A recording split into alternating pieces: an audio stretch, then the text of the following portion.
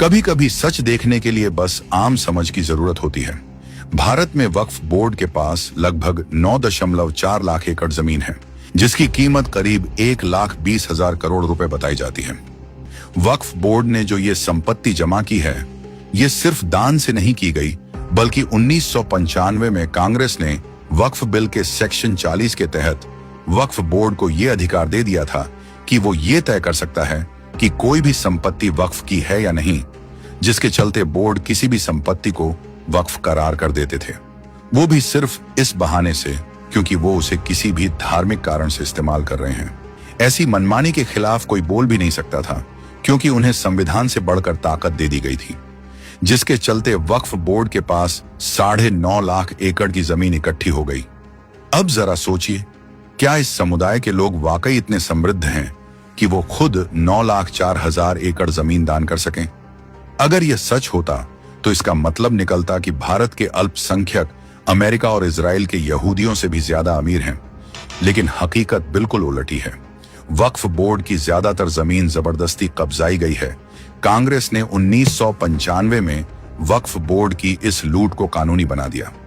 इतनी जमीन होने के बावजूद क्यों इस समुदाय के लोगों के पास धर्मस्थल बनाने की जगह नहीं और उन्हें प्रेयर्स के लिए रोड पर उतरना पड़ता है?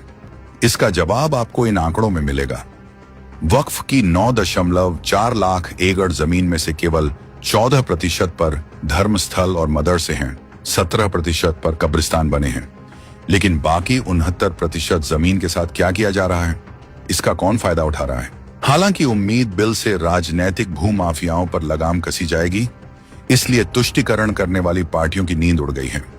कांग्रेस गरज रही है, ओवैसी बौखलाकर बिल फाड़ रहे हैं। क्यों? क्योंकि 2001 से 12 के बीच 2 लाख करोड़ की वक्फ की संपत्ति निजी संस्थानों को हस्तांतरित करके औने पौने दाम पे 100 साल की लीज दे दी गई। 500 करोड़ की कीमत वाली वक्फ संपत्ति पर 5 स्टार होटल को महीने 12,000 रुपए के किराए पर दे दिया गया। वक्फ प्रॉपर्टी की केवल भाड़े से इस समुदाय के पिछड़े और गरीबों का इतना कल्याण हो सकता है कि उन्हें किसी आरक्षण और फ्री बीज की जरूरत ना पड़े। लेकिन धर्म के ठेकेदार चाहते ही नहीं है कि यह समुदाय समृद्ध और आत्मनिर्भर हो, क्योंकि फिर इनकी तुष्टीकरण की दुकान बंद हो जाएगी। लेकिन मोदी सरकार ने लोकसभा को सुबह 11 बजे से लेकर रात को 2:45 बजे तक चलाकर इनके नापास मंसूबों पर ताला लगा दिया है और अब से कोई भी किसी भी जमीन पर बिना कागज दिखाए दावा नहीं कर सकता। अब वक्फ ट्राइब्यूनल के फैसले को भी कोर्ट में चैलेंज किया जा सकता है। अब धर्म के आधार पर बनाया कानून नहीं, सिर्फ संविधान ऊपर होगा। Mark yourself safe from Mahathag Bandhan. Pledge now.